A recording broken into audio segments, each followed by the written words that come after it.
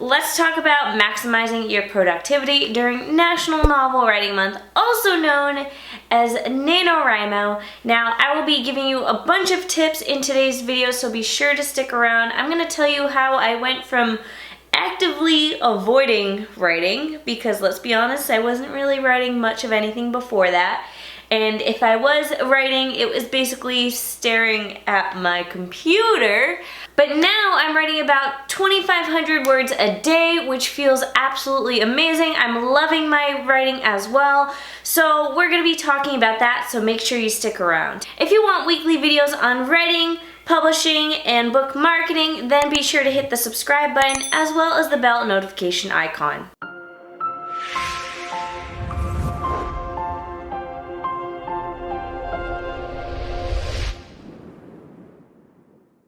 So for once in my life, I'm actually on track for NaNoWriMo.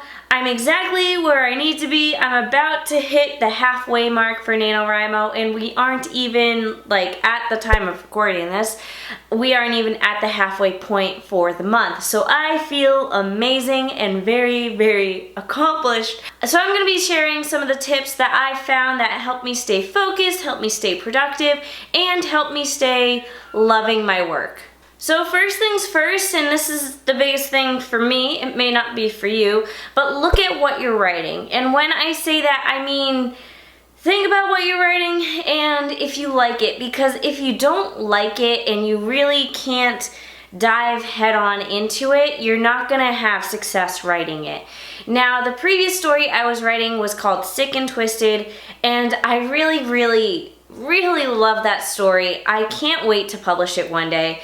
But honestly, so much has happened this year, and it was just such a heavy story, and the subject line had hit a little too close to home in my own personal life that it made it really hard to actually write about it in fiction. So I ended up doing a 360 and changed from writing like a murder mystery to a lighthearted contemporary novel. And since making that shift, I found the writing process much more enjoyable. And even if nothing happens with this book, it was a great way to exercise my writing brain and feel like a writer again, because before that, I was having a bit of an identity crisis and feeling like I wasn't a writer because I was literally hating the writing process. My next tip is to work first thing in the morning. So more or less, the power just went out. Thank you.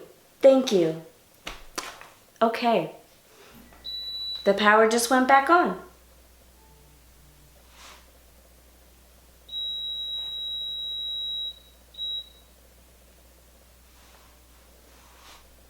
Well, I'm glad I captured that on camera. So I'm actually not a full-time author. I work for myself full-time, but I don't write full-time. In fact, if I was a full-time author, I think I would hate it.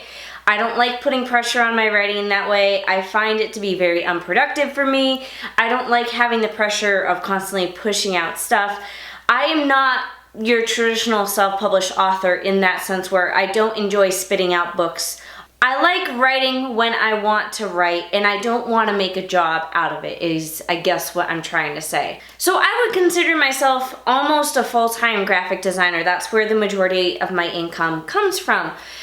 So because of that, I spend a lot of time with my clients, which means I use up a lot of brain power doing my book cover design and book formatting and all of that. So sometimes by the end of the day, I'm too tired to write. And that's the short story of it. I found the best thing for me was that I don't touch any of my graphic design stuff until after lunch. So I spend all morning writing now, and maybe that'll change after NaNoWriMo. Maybe I'll just make it a couple hours in the morning or something like that. But either way, at this current moment in time, I spend from about probably 8 a.m. to noon writing. But also keep in mind, I'm not just writing during that time. I have a new puppy and she needs to go out a lot and she likes to play. So I write for about a half an hour and then play with the puppy and then write more. So right now it's a little scattered, but you get the idea. So that worked really well for me because I am willing to stay up late to work on book cover design, but I'm not willing to stay up late to write. So on that note, it's also important to know when you are productive. So what is your most productive time of the day? What is the best time of day for you to write? Some people love to write in the morning. Some people love to write in the afternoon. I have always had the best success writing almost first thing. Like, I like it just to be the thing that I get done and over with. Because otherwise I spend the rest of the day thinking about it and thinking about how I need to write and how, like, I don't really want to write. I have a hard time getting into the writing zone, but once I'm there, I'm very, very happy and usually am just super productive. But I will spend all morning thinking about how I don't want to sit down to write, but then I actually sit down and it's a great experience. Another thing you can do is to work in sprints. If you're the type of person that just only has a certain amount of time that you can write during the day, it's really important to kind of get used to sprinting. So sprinting is basically when you set a timer for yourself, and during that time, you're supposed to just keep on typing away. A good place to start is about 5 minutes. You know, set your timer and just try to not stop typing that entire time. And then as you get better and you get more comfortable with sprinting, you can extend the time out even more. My next tip would be to put your phone into a completely different room. I fall victim to Instagram, to Facebook, to TikTok, to Reddit, all of those I fall victim. So I find the best thing for me to do is to charge my phone in a different room where I can't access it. So on that note, it'll bring us to the next tip, which is to use the Forest app. Now the Forest app is on your phone. So how are you supposed to use the Forest app but not use your phone? So to that, I say use the Forest app Chrome extension. Yes, that's the word. I mean, you can use the Forest app on your phone because when you use the Forest app, the tree will die if you go to use your phone, which is great. But I actually still enjoy, because sometimes in between sprints I would be like, oh cool, my tree didn't die, and then I'm stuck on Instagram again because my tree didn't die. And but if my phone's in a different room and I use the Forest app on my desktop, it's much more successful because I can still plant my trees and feel super productive. And for those of you who have no clue what the Forest app is, it basically is just an app that if you are on your phone, if you exit the app or do anything else on your phone that is like Instagram or social media, your tree will die. And the idea is that you're trying to plant a forest. The Chrome extension actually makes it so you can make it, if you go on specific websites, that your tree will die if you go on that website. Or you can also add in like safe websites. That way your tree doesn't die. So for example, I'd like to do a lot of research as I write sometimes. Like as I come across things, I'm like, oh, let me look up that really quick. So I don't want my forest tree to die when I look up something for my book. I only want it to die if I go on social media or start perusing Etsy because I think it's a good time to start Christmas shopping. Another super helpful thing, if you are just really super easily distracted like myself, because you're like, oh, I need to go look up something on Google really quick, is that I try to open up all the tabs that I might need during the researching before I actually start writing, because I'm someone who gets very easily distracted. So I like to pre-open up as many tabs that I might need to reference when I'm writing as possible. That way, when I'm in the zone and when I'm writing, there's only the smallest little bump where I need to stop and look up something. Otherwise,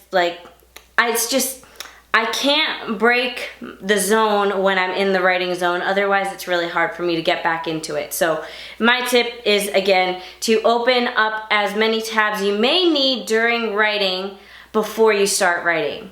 Another tip, and this is really what makes NaNoWriMo so great, is to have an accountability partner. So I do goal setting with a couple of friends every week, and during NaNoWriMo, one of my goals is always to hit a specific word count.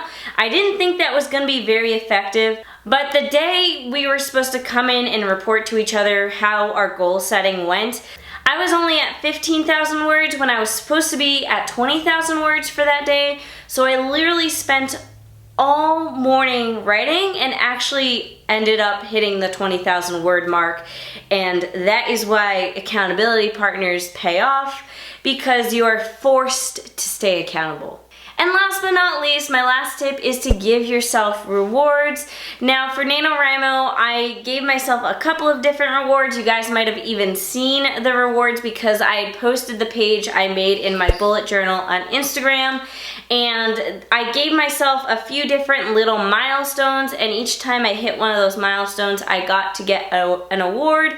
But I found it to be very effective, and assuming I win NaNoWriMo, which I am on track to as of right now and feel very good about it as of right now, I will get to treat myself to insomnia cookie, and I am okay with bribing myself with food. So Moon is currently rubbing his face against the tripod, so that is my cue to wrap things up. Thank you all for watching this video. If you found it helpful, let me know. And Moon's just continuing to... He was starting to move the tripod, so hi Moon. So if you found one of these tips super helpful, let me know which one you liked most in the comments down below. If you enjoyed having Moon show up in the video, let me know in the comments down below. Otherwise, that is it for this video. Thank you all for watching. Be sure to hit the subscribe button, and I will see you guys all next week.